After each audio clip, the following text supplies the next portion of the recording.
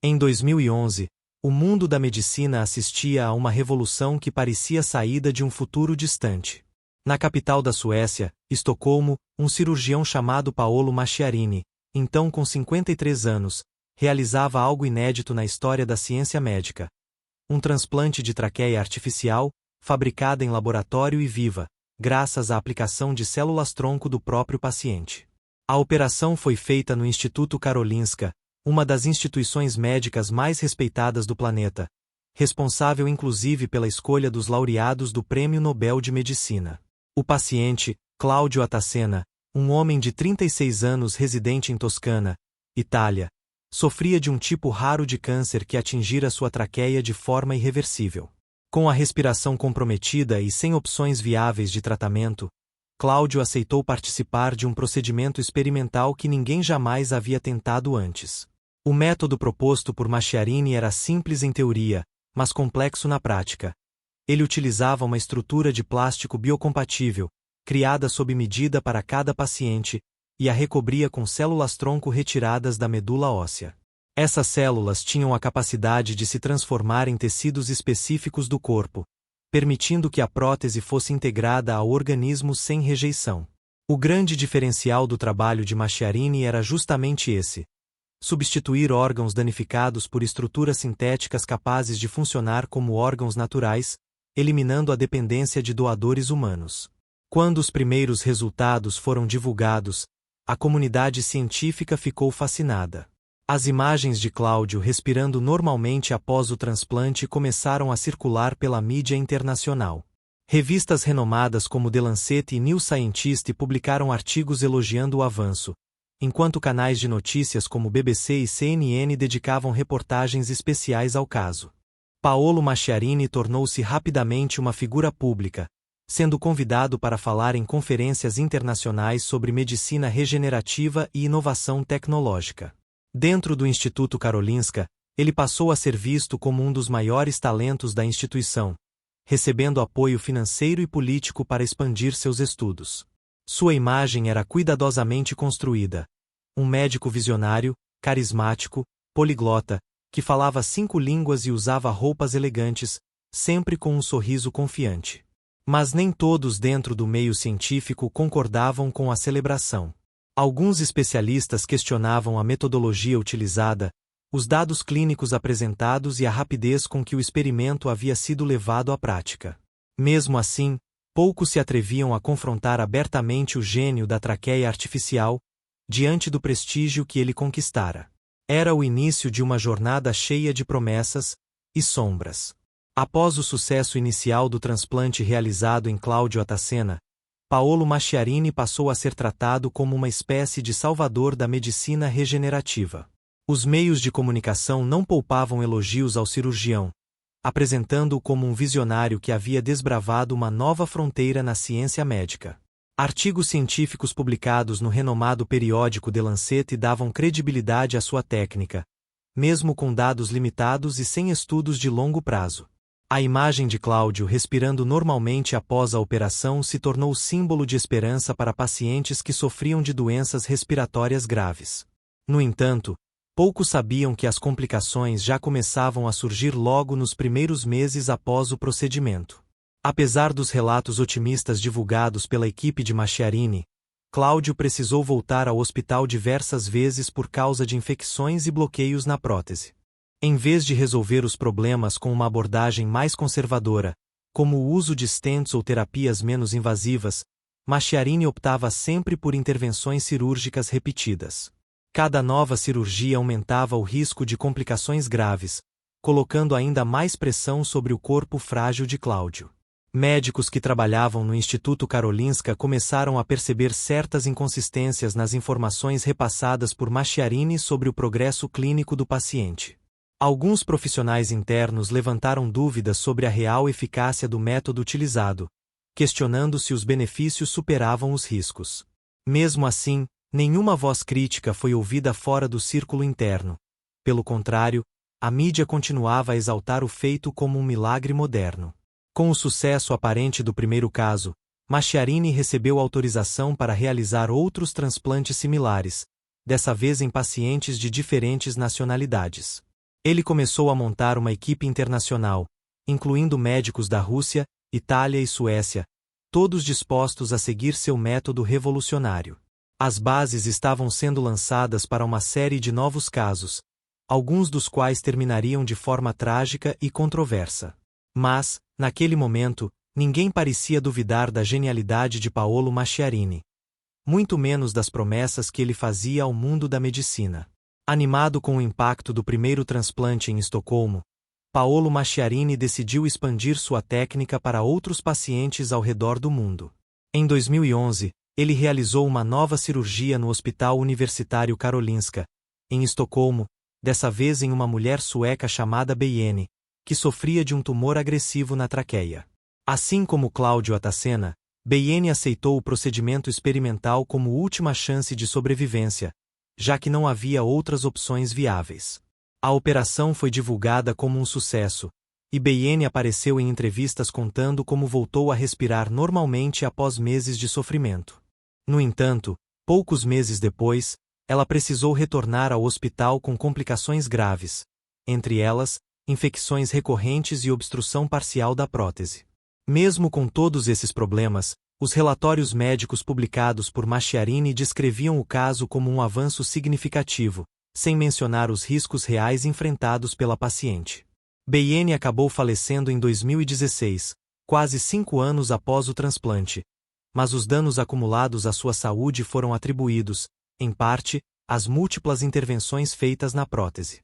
Enquanto isso, Masciarini já estava planejando novos casos, agora fora da Suécia, em colaboração com hospitais russos e centros médicos internacionais. Em 2012, ele viajou até Moscou, onde realizou 3 transplantes de traqueia artificial no Instituto de Pesquisa Científica Burdenko, uma instituição de alta relevância na Rússia.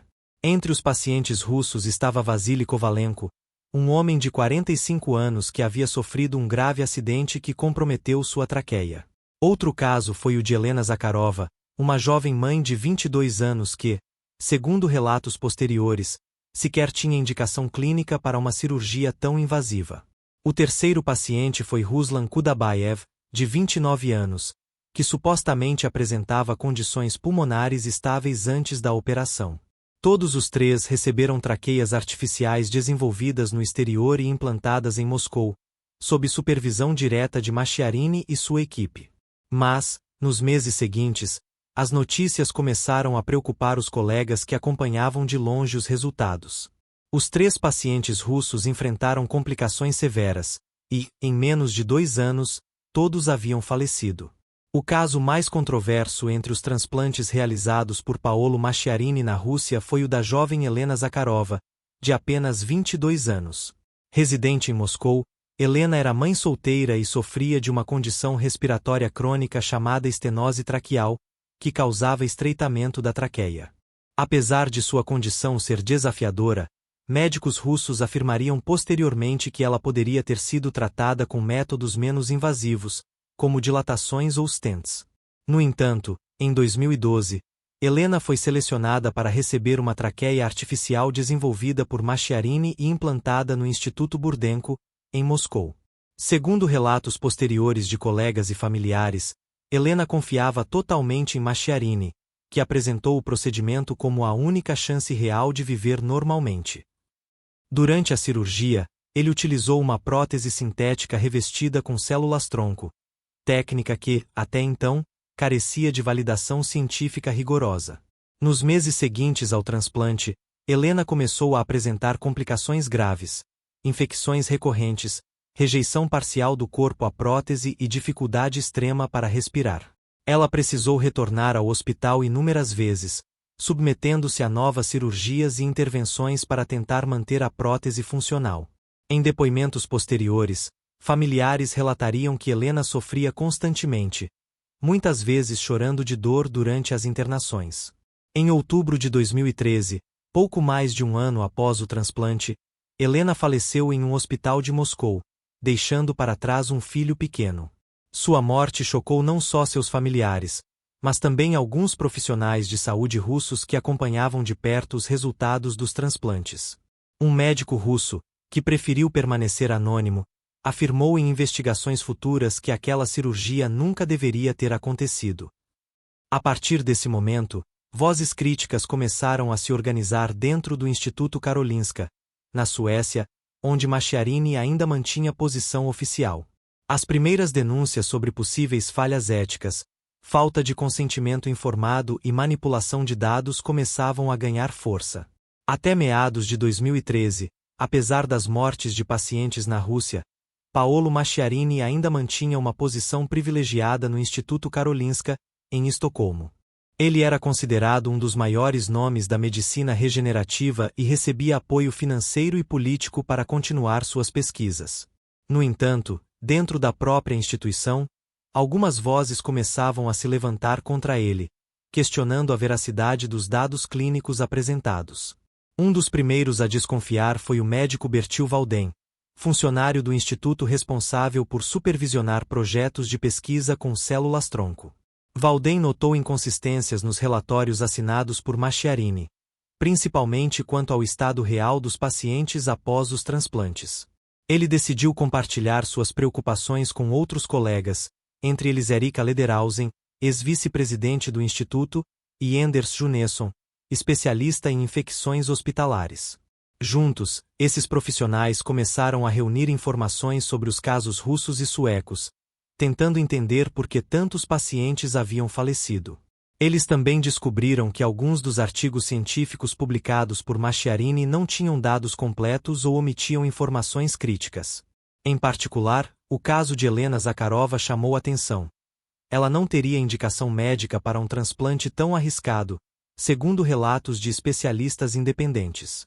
A equipe de investigação informal passou a pressionar a direção do instituto para que fosse aberta uma auditoria independente sobre as práticas de Macchiarini.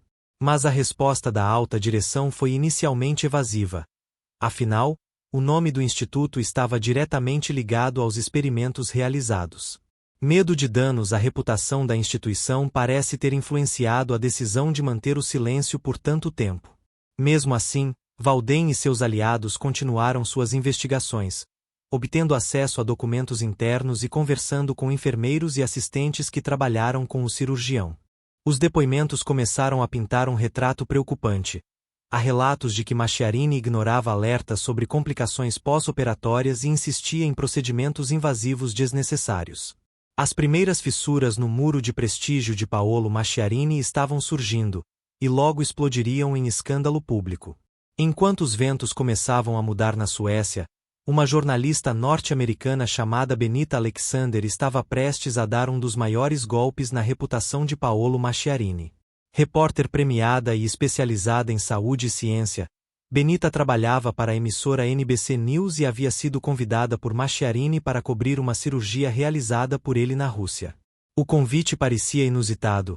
Ele a escolhera especificamente para acompanhar o procedimento e até prometera exclusividade sobre a história. Mas o que começou como uma oportunidade de contar uma história inspiradora logo se transformaria em uma investigação profunda sobre mentiras, manipulação e tragédias médicas. Durante a viagem à Rússia, Benita percebeu certas contradições nas informações fornecidas por Macchiarini, principalmente quanto ao estado real dos pacientes operados. Ela também reparou que Aurélia Visovan, médica romena e assistente pessoal de Macchiarini, parecia estar sempre presente, controlando as narrativas e evitando conversas diretas com outras fontes. Benita decidiu aprofundar sua apuração, retornando aos hospitais russos, entrevistando familiares dos pacientes falecidos e tentando obter registros médicos confidenciais. Os depoimentos que ouviu foram chocantes. Muitos parentes relataram que seus entes queridos sofreram antes de morrer, sem nunca terem compreendido completamente os riscos envolvidos. Além disso, ela descobriu que alguns dos transplantes haviam sido feitos em pacientes que sequer tinham indicação clínica para cirurgias tão invasivas. Paralelamente, Benita passou a investigar a vida pessoal de Macchiarini, especialmente sua relação com Aurélia, que não era apenas profissional. As duas estavam vivendo juntas, e havia rumores de que Aurélia era mais do que uma simples colaboradora. Seria uma confidente, cúmplice e, segundo alguns, coautora de suas decisões médicas. Em meados de 2014, Benita e sua equipe produziram uma reportagem especial exibida pela NBC, intitulada The Good Doctor, questionando abertamente a ética de Macchiarini. A matéria mostrava depoimentos de familiares, documentos médicos e até imagens de autópsias que sugeriam falhas graves nos procedimentos realizados. Foi o primeiro grande esforço jornalístico internacional a colocar sob escrutínio público as práticas do cirurgião, rompendo o véu de silêncio mantido por anos. A partir daquele momento, o nome de Paolo Macchiarini deixaria de ser sinônimo de genialidade para se tornar sinônimo de alerta máximo na comunidade médica global. Em 2016, a BBC lançou um dos documentários mais impactantes sobre a trajetória de Paolo Macchiarini, intitulado The Surgeon Who Cut Too Deep, ou em português, O Cirurgião que Cortou Demais. Produzido pela renomada equipe de investigações da emissora britânica, o filme documentário reuniu depoimentos exclusivos de familiares de pacientes falecidos, médicos dissidentes e jornalistas que acompanharam o caso desde o início. Com acesso a documentos médicos sigilosos, vídeos inéditos e entrevistas com ex-colegas do Instituto Karolinska, o documentário pintou um retrato devastador do trabalho de Macchiarini. Um dos momentos mais marcantes foi a revelação de gravações internas do hospital sueco, nas quais se percebia que os pacientes apresentavam complicações graves logo após as cirurgias. O documentário também mostrou relatórios clínicos ocultados por anos, nos quais se percebia que os pacientes apresentavam complicações graves logo após os transplantes. Entre os depoimentos mais emocionantes estava o de Anna Beyene, viúva do paciente Cláudio Atacena, que contou como seu marido sofreu durante meses após o transplante experimental. Ela afirmou ter sido enganada pelas promessas de cura e que, ao aceitar o procedimento experimental, acreditava estar dando a ele uma nova chance de vida. Outro depoimento marcante foi o de Bertil Walden, o médico sueco que começou a desconfiar das práticas de Macchiarini e tentou alertar a direção do Instituto Karolinska. Ele relatou como enfrentou resistência dentro da instituição ao levantar questões éticas e científicas sobre os transplantes realizados. O documentário também incluiu imagens de arquivos pessoais de Benita Alexander, a jornalista norte-americana que investigou o caso na Rússia, reforçando a narrativa global da tragédia médica. Uma parte crucial do filme abordou o papel de Aurélia Visova, assessora e companheira de Macchiarini, que, segundo colegas, tinha influência direta nas decisões médicas e no controle da informação. O documentário mostrou mensagens de texto e e-mails trocados entre ela e o cirurgião, indicando que ambos tinham consciência das complicações, mas optavam por silenciar os fatos. Após a estreia do filme, a repercussão internacional foi imensa. Jornais como The Guardian, The New York Times pace publicar matérias baseadas nas revelações da BBC. Pressionado por todos os lados, o Instituto Karolinska viu sua credibilidade ser posta em xeque e passou a enfrentar investigações independentes sobre sua responsabilidade nos eventos. Com esse novo capítulo de exposição pública, Paolo Macchiarini não poderia mais se esconder, e o fim de sua carreira médica estava cada vez mais próximo. Com o aumento das pressões internacionais e a exposição feita pelo documentário da BBC, as autoridades suecas não puderam mais ignorar as acusações contra Paolo Macchiarini. Em meados de 2015, o Ministério Público da Suécia iniciou uma investigação formal sobre possíveis crimes médicos cometidos durante os transplantes realizados no Instituto Karolinska. A principal suspeita era de homicídio culposo, já que 3 pacientes suecos haviam falecido após os procedimentos experimentais sem que houvesse comprovação científica prévia da eficácia do método. Além disso, surgiram denúncias de que Macchiarini teria ocultado dados clínicos importantes e manipulado relatórios para manter a imagem de sucesso dos transplantes. Em outubro de 2016, um juiz sueco emitiu um mandado de prisão preventiva contra ele, mas Paolo já havia deixado a Suécia meses antes, desaparecendo do radar oficial. Ele retornou à Itália, seu país natal, onde tentou retomar sua carreira médica sob outro nome e em instituições menos conhecidas. As autoridades suecas solicitaram então a extradição de Macchiarini, baseando-se em tratados internacionais de cooperação jurídica entre a Suécia e a Itália. No entanto, o processo foi lento e repleto de obstáculos, especialmente por conta da complexidade legal envolvendo crimes médicos em diferentes jurisdições.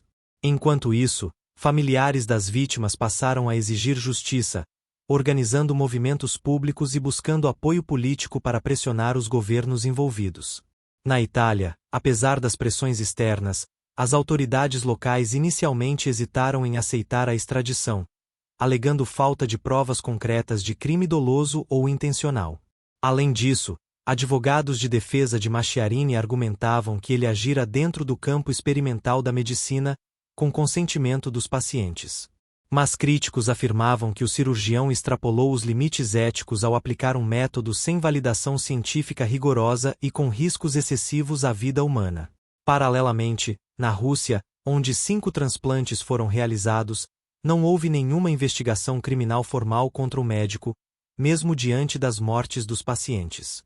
Autoridades russas alegaram que os casos estavam fora de sua jurisdição, já que Masciarini era estrangeiro e os registros médicos eram de responsabilidade de hospitais locais. Com isso, Paolo Masciarini parecia estar se esquivando da justiça, mas o cerco estava se fechando, e a próxima etapa seria decisiva para seu destino. Após anos de investigações internacionais e pressões das famílias das vítimas, Paolo Masciarini enfim enfrentou um julgamento formal em Roma, Itália, em 2023. O processo foi conduzido pelo Tribunal Penal da capital italiana, com acusações graves de homicídio culposo múltiplo por conta dos transplantes realizados em pacientes russos. Entre os casos analisados, estavam os de Vasily Kovalenko, Helena Zakharova e Ruslan Kudabayev, todos operados em Moscou entre 2012 e 2013. A promotoria argumentou que Masciarini havia aplicado uma técnica não comprovada cientificamente, colocando vidas em risco desnecessariamente. Durante o julgamento, foram apresentadas provas como documentos médicos, vídeos de autópsias, relatórios clínicos ocultados e até gravações de conversas entre o cirurgião e sua assessora Aurélia Visova. Um dos momentos mais tensos foi o depoimento de Anna Beieni, viúva de Claudio Atacena, que viajou especialmente para Roma e contou como seu marido sofreu após o transplante experimental. Outra testemunha-chave foi Bertil Valdem, ex-funcionário do Instituto Karolinska, que relatou as inconsistências nos dados apresentados por Masciarini durante sua estadia na Suécia. Médicos russos também compareceram virtualmente, afirmando que alguns pacientes sequer tinham indicação médica para um procedimento tão invasivo. Advogados de defesa tentaram justificar os resultados negativos alegando que se tratava de medicina experimental, com consentimento informado assinado pelos pacientes. No entanto, juízes apontaram falhas graves no processo de consentimento, já que muitos pacientes afirmaram não ter compreendido plenamente os riscos envolvidos. Em fevereiro de 2024, após meses de audiências, o tribunal emitiu seu veredicto. Paolo Masciarini foi condenado a 13 anos de prisão por homicídio culposo múltiplo. A sentença foi recebida com emoção pelas famílias das vítimas, que há mais de uma década lutavam por justiça e reconhecimento oficial de suas perdas. Apesar da condenação, Masciarini manteve sua postura arrogante, negando qualquer culpa e afirmando que sempre agiu em nome da ciência. Ele recorreu da decisão imediatamente, mas permaneceu preso preventivamente enquanto o recurso era analisado. Com esse desfecho legal, encerrava-se uma fase crucial da história de Paolo Masciarini. Mas o impacto de seus atos continuaria ecoando na comunidade científica e médica por muito tempo. O caso de Paolo Masciarini deixou marcas profundas na medicina moderna, servindo como um dos maiores exemplos de como a ambição pode corromper a ciência. Sua trajetória mostra como a busca por reconhecimento, aliada à falta de transparência e fiscalização rigorosa, pode levar à morte de pacientes em nome de promessas vazias. Muitos especialistas apontam que ele explorou uma lacuna ética nas pesquisas médicas experimentais, onde a pressa por inovação às vezes ofusca a segurança do paciente. Seu trabalho inicial foi celebrado por instituições renomadas como o Instituto Karolinska, que posteriormente enfrentou uma crise de credibilidade sem precedentes. Em 2017, o Instituto teve que revogar vários artigos científicos associados a Masciarini e admitiu falhas no processo de supervisão de seus estudos clínicos. Além disso, mudanças foram implementadas nos protocolos de avaliação de pesquisas médicas envolvendo células-tronco e órgãos artificiais. Hoje, há maior exigência de revisões independentes, dados completos e acompanhamento de longo prazo antes que técnicas experimentais sejam aplicadas em humanos. Mas talvez a maior lição seja esta: quando a ciência é usada como palco para vaidades pessoais, o preço pago é frequentemente cobrado das vidas mais frágeis. Os familiares das vítimas ainda carregam cicatrizes emocionais profundas, lembrando diariamente da dor de ter perdido entes queridos sob falsas promessas de cura. Helena Zakharova, mãe solteira de apenas 22 anos. Cláudio Atacena, pai dedicado. Beyene, que sonhava em respirar livremente novamente. Todos mereciam mais do que isso. O julgamento de Masciarini trouxe algum alívio para as famílias, mas não devolveu as vidas perdidas nem apagou o sofrimento vivido. Este caso também revelou o papel fundamental da imprensa investigativa, com jornalistas como Benita Alexander e produções como o documentário da BBC desempenhando papéis fundamentais na busca pela verdade. Sem essas vozes corajosas, o mundo poderia nunca ter conhecido a real dimensão do escândalo médico que abalou instituições inteiras. E por fim, é importante lembrar: a ciência deve sempre priorizar o ser humano acima de qualquer descoberta ou título. Afinal, o objetivo da medicina é salvar vidas, não sacrificá-las. Agora, cabe a nós, espectadores, aprender com essa história e garantir que ela sirva de alerta constante para futuras gerações de médicos, cientistas e jornalistas. Se você chegou até aqui, significa que essa história tocou você tanto quanto tocou milhares ao redor do mundo. Se este vídeo trouxe reflexões importantes sobre ética, ciência e responsabilidade médica, não deixe de interagir conosco. Clique em curtir se acredita que conteúdos como esse precisam circular mais. Compartilhe com alguém que valoriza a verdade e a responsabilidade na medicina. E se inscreva no canal para acompanhar outras histórias reais que misturam ciência, tragédia e justiça. Não deixe de ativar o sininho para receber notificações de novos vídeos todas as semanas. Juntos, podemos garantir que casos como o de Paolo Masciarini nunca mais se repitam. Obrigado por assistir. Até o próximo vídeo.